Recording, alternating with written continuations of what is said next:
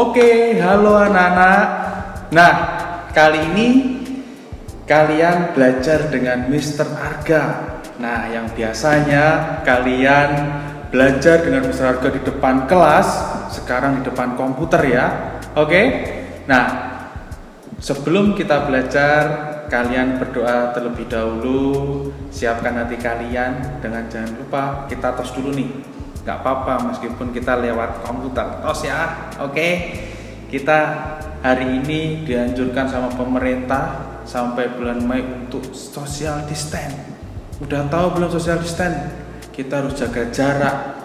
Kalau keluar harus pakai masker.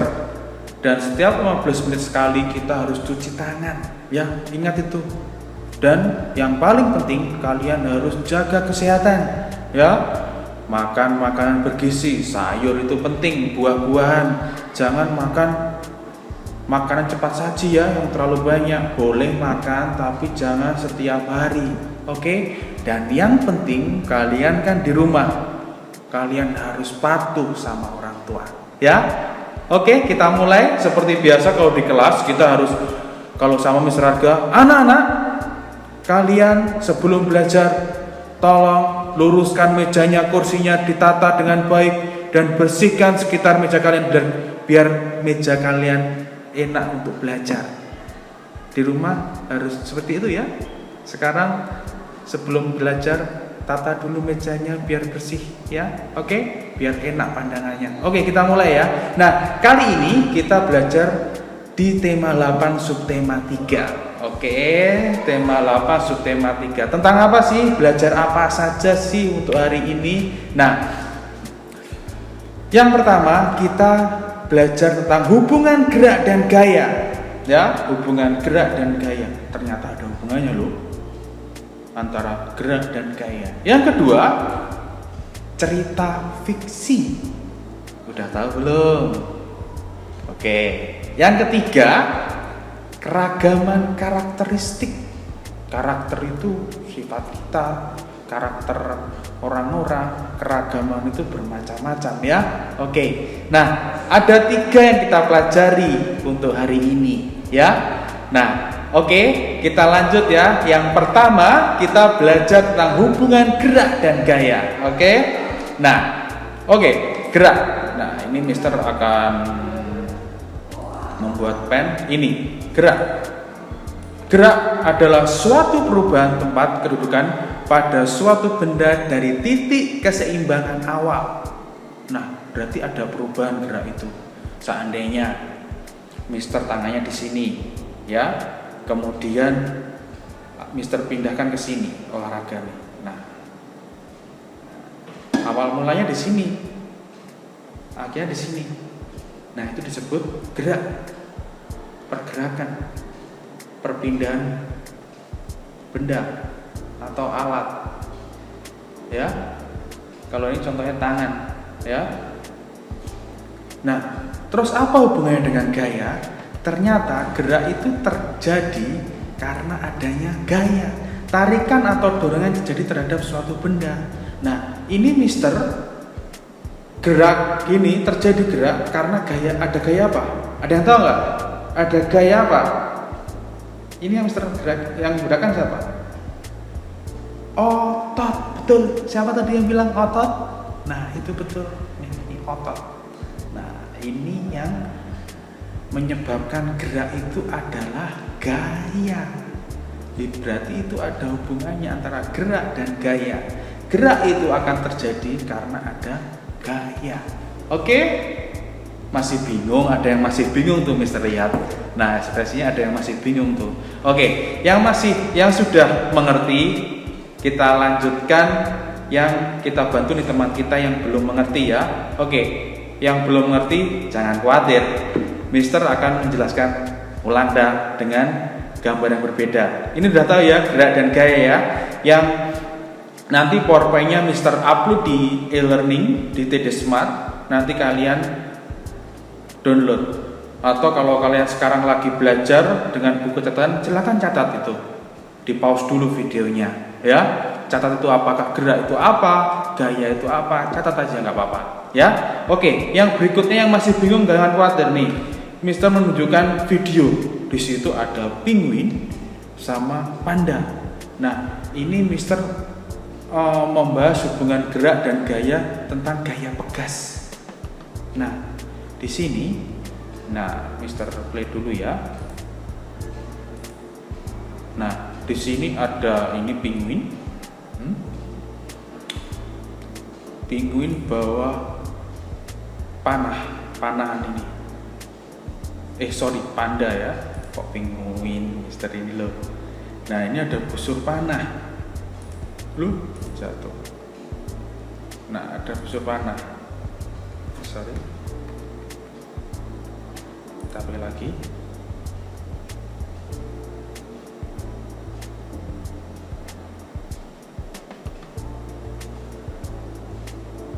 Nah, ada busur panah. Nah, ini gaya pegas. Yang sebelumnya busur panah ini diam, itu bergerak. Coba lihat. Nah, bergerak ya. Dari tempatnya busur panah ditembakkan ke tempat sasaran tadi, busur panahnya. Nah, terjadilah busur panah gerak ya. Nah, Mister ulangi. Nah, ini gerak ya. Busur panahnya bergerak menancap di tempat sasaran nih. Nah, sebelumnya busur anak panah ini itu diam, terjadi pergerakan dari tempat awal, tempat panda tadi ke tempat sasaran ini melesat. Nah, ini disebut gerak. Terus gerak itu terjadi karena gaya. Gayanya lewat apa, Mister? Nah, kita ulangi lagi. Nah, gayanya lewat ini, karet gas. Kalau kalian yang main ketapel pernah, atau yang sekarang atlet panahan, nah ini ditarik dulu nih. Nah, itu disebut gaya pegas. Gaya yang ditimbulkan pegas atau karet. Nah, siapa yang pernah main ketapel? Nah, itu yang ditarik itu disebut gaya. Yang batunya itu lempar, itu disebut gerak. Oke. Sudah jelas ya apa hubungannya gerak dan gaya? Ya. Apa hubungannya gerak dan gaya? Gerak itu benda itu gerak kalau ada gaya. Ya, gaya itu banyak. Yang pertama tadi kita jelaskan ada gaya otot, ada gaya pegas, ada yang lagi? Ayo, ada yang tahu gaya apa lagi? Nah, ini sudah tahu. Nah, ada gaya otot, ada gaya magnet ternyata, ada gaya gesek. Nah, gesek. Gaya gesek. Gaya gesek akhirnya panas, ya. Ada ini magnet, ada gaya magnet. Nah, ini ada gaya magnet. Jatuh. Nah, akhirnya nempel, ada pergerakan untuk menarik. Nah, itu gerak dan gaya. Sudah tahu ya? Masih bingung atau enggak? Kalau masih bingung, tolong diulangi video ini ya. Enggak apa-apa. Kalau nanti masih bingung, boleh tanya langsung ke Mister Arga atau komen di YouTube ya. Oke. Sudah tahu ya antara hubungan gerak dan gaya. Mister anggap kalian udah tahu. Nanti kalau masih bingung bisa lanjut ke tahap bertanya langsung ke Mister Arga. Oke, Mister lanjutkan ya. Sudah tahu ya tadi gaya otot, gaya magnet dan gaya gesek. Oke, kita lanjut. Setelah hubungan gerak dan gaya, kita belajar tentang cerita fiksi. Nah, cerita fiksi itu apa sih? Cerita fiksi adalah sebuah karya sastra yang di dalamnya berisi tentang cerita rekaan atau yang didasari dengan angan-angan atau fantasi atau bukan sesuai dengan kejadian nyata. Fantasi, imajinasi, berarti nggak nyata ya. Ini seandainya kayak si kancil, ya, terus kayak yang terkenal Gatot Kaca, terus apalagi ya, Spider-Man ya, yang kalian tahu, Batman, apalagi Marvel. Nah, itu cerita fiksi, cerita yang tidak nyata, itu dibuat ceritanya, itu belum terjadi sama di dunia nyata. Maka dari itu cerita fiksi itu adalah sebuah karya sastra yang di dalamnya berisi tentang cerita rekaan. Tujuannya untuk apa? Kita bisa berimajinasi. Kalau kita membuat cerita fiksi itu berimajinasi. Membuat penemuan tuh bisa lewat cerita fiksi. Inovasi bisa lewat cerita fiksi, namanya cita-cita. Ya, oke, sudah tahu ya. Oke, dalam cerita fiksi itu ternyata ada bagiannya. Di dalamnya ada tokoh, dibagi menjadi dua, tokoh utama dan tokoh tambahan. Contohnya Spider-Man itu adalah tokoh utama, tokoh yang memiliki peran penting dalam cerita yang sering muncul di kamera, itu tokoh utama Spider-Man. Nah, yang kedua ada tokoh tambahan, tokoh yang dilibatkan atau dimunculkan untuk mendukung jalan cerita dan memiliki kaitan dengan tokoh utama. Tokoh utama dan tokoh tambahan. Tokoh tambahan itu sebagai mendukung tokoh utama. Contohnya temannya tokoh utama Spider-Man siapa? Atau bisa jadi musuhnya itu adalah tokoh tambahan. Atau di situ contohnya cerita fiksi, film, di situ ada pemeran sebagai polisi atau sebagai pemeran sebagai pembantunya atau sebagai temannya, itu sebagai tokoh tambahan. Kalau tokoh utama itu yang sering diceritakan dan sering muncul di kamera kalau di film ya. Jadi cerita fiksi itu dibagi menjadi dua. Di dalamnya ada tokoh dua, itu tokoh utama dan tokoh tambahan. Ya. Oke, sudah tahu ya, tokoh utama itu yang memiliki peran penting yang sering keluar di kamera. Oke, dan tokoh tambahan itu sebagai penunjang yang dilibatkan, yang dimunculkan, bisa musuhnya tokoh utama, bisa temennya tokoh utama. Selain tokoh utama itu disebut dengan tokoh tambahan. Jelas ya? Oke. Nah, ternyata tokoh itu juga mempunyai sifat tuh di dalam cerita fiksi itu. Nah, ada sifat protagonis. Oke, Mister kasih tanda ya, pen. Ini di sifat protagonis dan ada sifat antagonis. Nah, kalau protagonis itu tokoh yang memiliki watak baik, atau kalau di dalam film itu dia tokoh yang penyelamat, pemberani. Nah, itu lagunya siapa itu?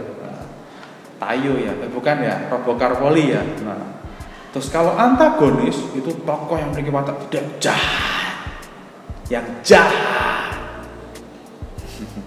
Mister kalau di kelas pernah ya dimarahin ya, menjadi antagonis ya. Kadang-kadang Mister antagonis, kadang-kadang protagonis ya. Nah, itu perbedaannya.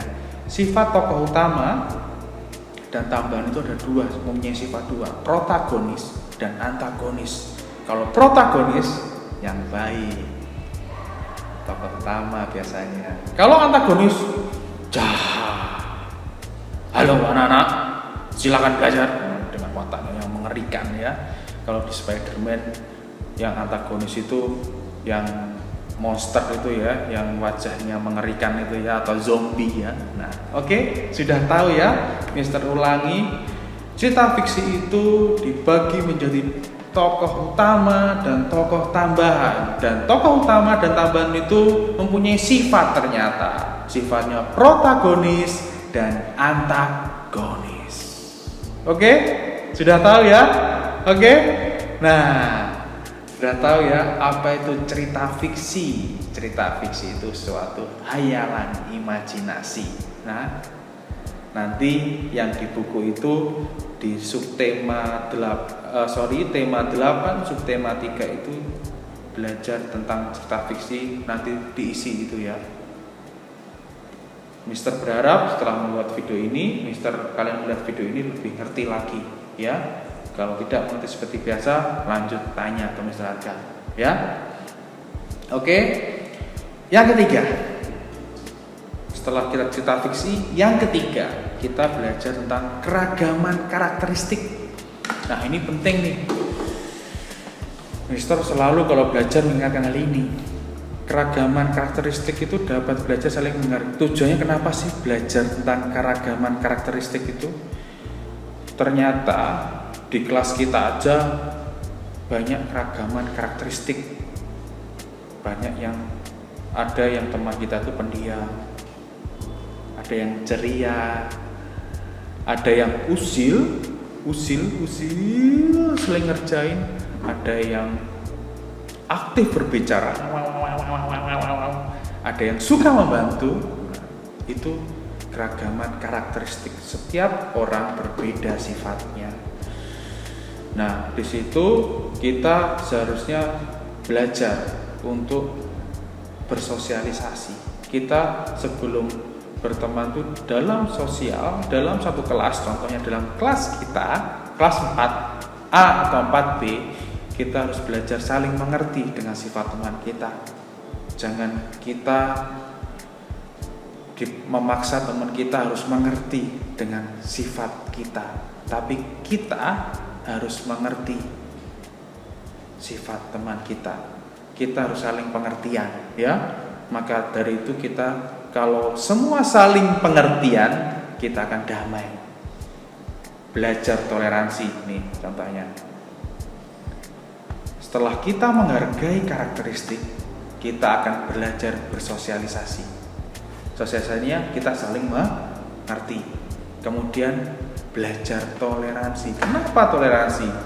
Karakteristik bukan hanya masalah sikap. Toleransi banyak hal. Perbedaan agama. Agama di Indonesia ada 6, ya. Apa aja? Ayo. Sudah tahu kan? Nah, di situ kita harus saling menghargai. Semua agama mengajarkan hal baik. Kita harus saling menghargai. Tidak boleh agamaku paling bagus loh, karena agamaku disuruh gini. No. Jangan seperti itu. Agama semua baik. Agama itu kepercayaan kita masing-masing, dan kita harus menghargai agama lain. Oke? Nah, itu belajar toleransi. Toleransi bukan hanya untuk agama. Seandainya kalian di rumah, sekarang kan harus di rumah nih, harus di rumah, nggak boleh keluar. Terus kita di rumah ada tetangga musik keras-keras, dang dang dang dang dang dang dang dang dang dang. Orang lain belum tentu suka musik kamu, ya. Kita harus saling pengertian. Kalau itu musik kamu dengarkan sendiri, kamu nikmati sendiri, kecilin, ya. Itu namanya toleransi. Nah, maka dari itu kita harus saling melengkapi sesama individu, saling menghargai. Nah, kalau seperti itu kita lakukan, terjadilah hidup rukun dalam masyarakat. Ya, oke anak-anak.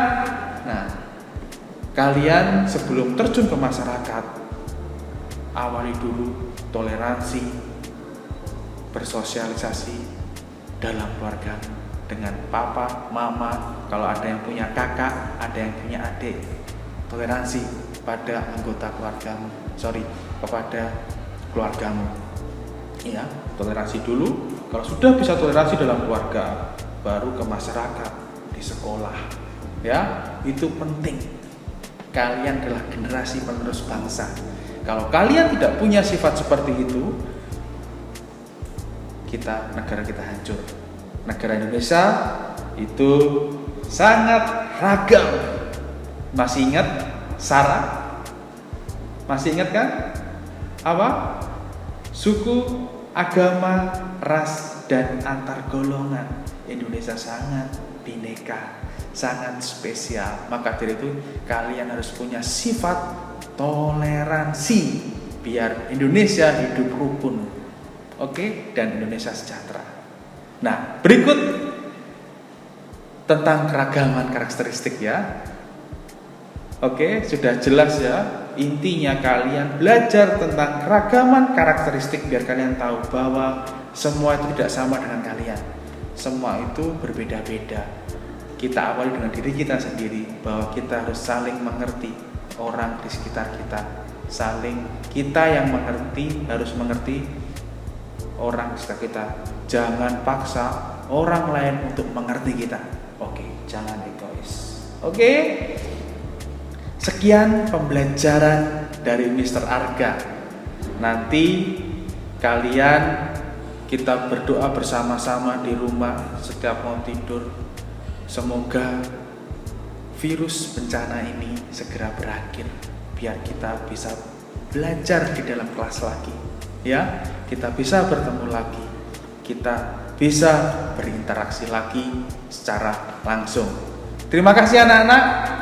Stay at home dan jaga kebersihan, dan yang utama patuhi orang tuamu ya.